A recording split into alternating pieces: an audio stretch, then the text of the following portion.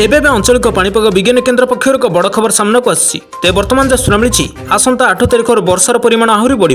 आज प्रबल वर्षा सामू झटका पवन और वज्रपात 7टी जिला को अलर्ट जारी कर आंचलिक पाणीपाग विज्ञान केन्द्र तेज केउं जिला को केते मात्रा विपद रही संपूर्ण अपडेट जाना किंतु ता पूर्व वीडियो को लाइक करूँ सांगमान सहित वीडियो बहुमात्रा शेयर करूँ आपण मैंने जदि आम चैनल पर नुआ प्रथम थर पर आम वीडियो को देखुए ताहले आम चैनल को सब्सक्राइब कर पाखर बेल आइकन दबाई ऑल नोटिफिकेशन को ऑन कर रखिए जहाद्वारा जब भी जेकोसी न्यूज रिलेटेड लाटेस्ट पाणीपागर सठिक सूचना आपण मैंने आम चैनल माध्यम सर्वप्रथम पाइपर तेज चलतु लेट नक वर्तमान खबर पर नजर पकेबा।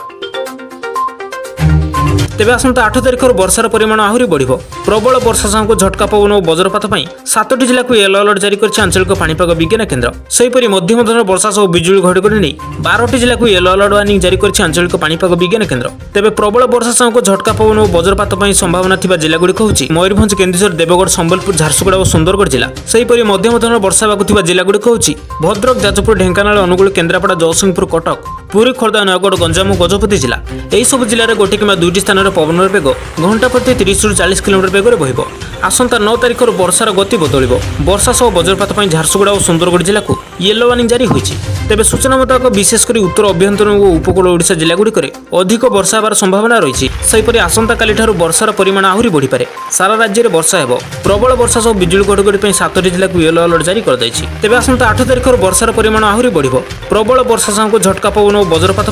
7टी जिला को येलो अलर्ट जारी कर आंचलिक पाणीपाग विज्ञान केन्द्र सेहीपरि मध्यम धरण वर्षा सह बिजुली घड़घड़ी नहीं 12टी जिला को येलो अलर्ट वार्निंग जारी कर आंचलिक पाणीपाग विज्ञान केन्द्र तेज प्रबल वर्षा सामू झटका पवन और वज्रपात संभावना जिलागुड़िक होची मयूरभंज केन्दुझर देवगढ़ संबलपुर